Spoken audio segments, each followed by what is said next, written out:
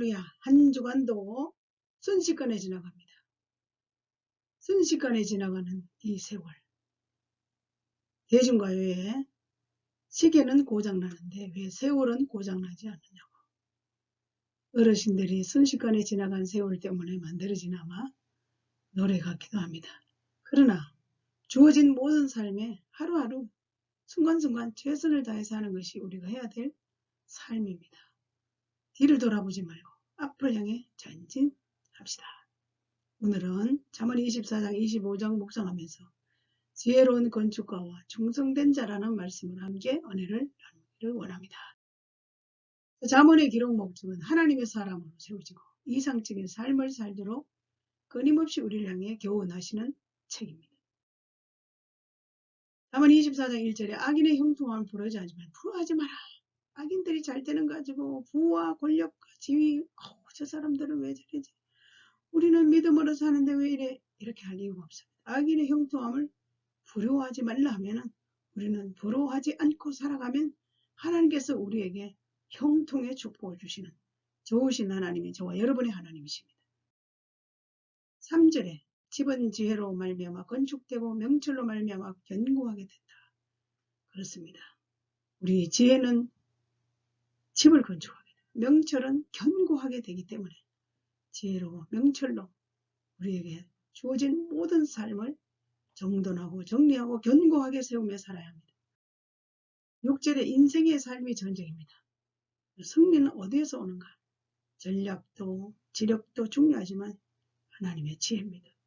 여러분, 하나님의 지혜는 끊임없이 구하고 후해 주시고 누르고 넘치도록 채워주시는 하나님의 지혜를 늘 사모하고 밤낮으로 안전하서나 구하며 승리의 삶을 인생 가운데 늘 펼쳐가시기를 주의 이름으로 부탁합니다.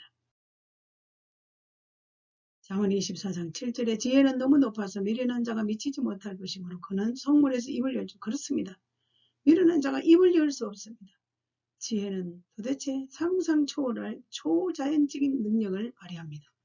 그래서 하나님의 지혜를 늘 구할 수 있는 세상의 학문과 지식으로 절대 비교되지 않는다는 사실을 믿으시기 바랍니다. 악인에 대한 용어는 미련한 자, 사악한 자, 사망으로 끌려간 자라고 악인에 대한 용어를 이렇게도 표현한다고 합니다. 잠언 24장 11절에 환난날에 낙담하며 나약함을 성도들은 보이지 마라. 왜냐고요? 사망으로 끌려가는 자를 건져 주어야 하기 때문에, 살육당하는 자를 구원해야 되기 때문에 우리는 이 땅에 부르심을 받고 오셨습니다.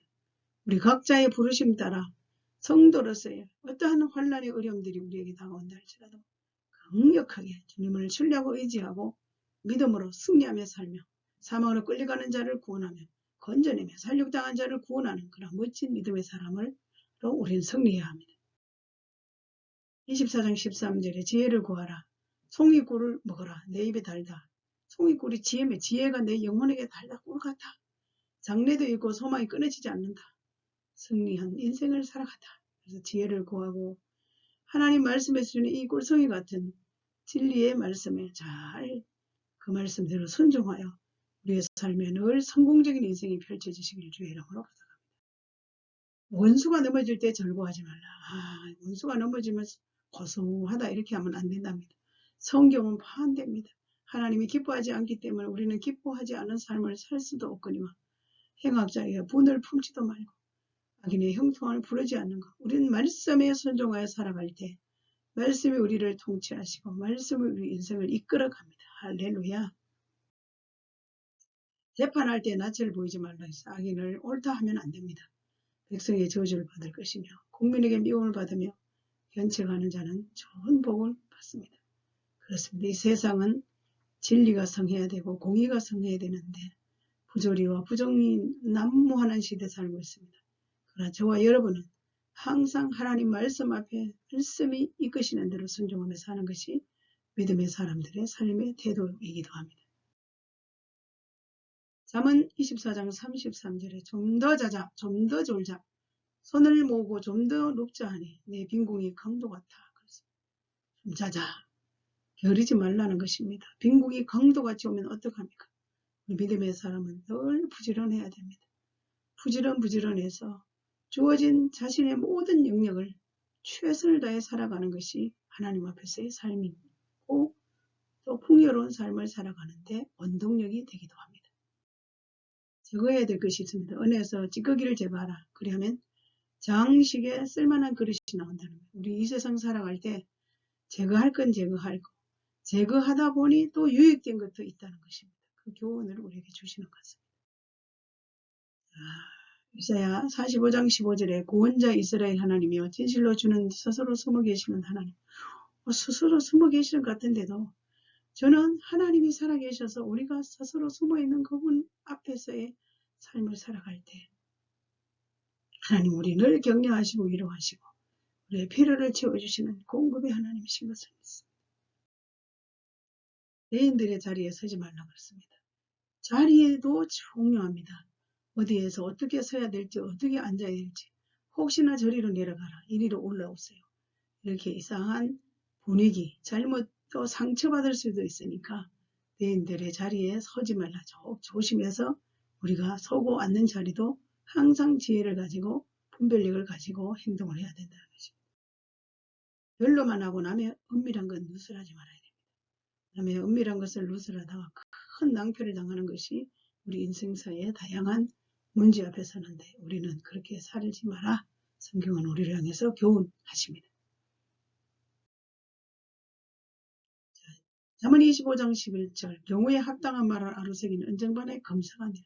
저는 이 말씀을 삶의 목표를 삼고 있습니다. 어떤 곳에 간다 할지라도 어떤 상황 가운데도 경우에 합당한 말을 함으로 인해서 은정반의 검사가의 강력한 축복 그리고 그 분위기 그 상황을 이끌어가는 정말입니다. 경우에 합당한 말로 인하여 아로새긴 은정반의 검사가 같은 인생을 살아갑시다. 25장 11절에 충성된 자는 보냄을 받은 자입니다. 얼음 냉수 같아서 주인의 마음을 시원케 해드립니다. 하나님 아버지 나의 주인이신 마음을 시원하게 해드리면 하나님 우리에게 시원케 되는 기적을 일으켜주지 않겠습니까? 그 비밀을 알고 믿음으로 말씀 가운데 순종하며 살아갑시다. 이웃과의 관계를 마지막으로 정리합니다. 자주 다니지 말라. 싫어할 수도 있고 미워할 수도 있다. 그리고 이웃의 거짓 증거하면 칼, 방망이, 위험한 일, 아주 문제를 일으킬 수 있다. 상한 자에게 노래하는 것은 마음이 상해 있는데 노래하잖아요. 추운 날 옷을 벗기는 것. 그러나 우리는 원수를 먹이고 우리 원수를 사랑하면 하나님 우리에게 상으로 갚아주신다는 약속이 있기 때문에 이웃과의 이런 관계 속에서 우리 자신들을 잘 관리하시기를 주의 이름으로 부탁합니다. 잠언은 이런 성경 가운데 하나님의 창조와 구원 원리에 따라 살아가는 삶이 곧 인생을 가장 바르고 성공적으로 살아가는 지혜로운 삶인 것을 가르쳐주고 있다.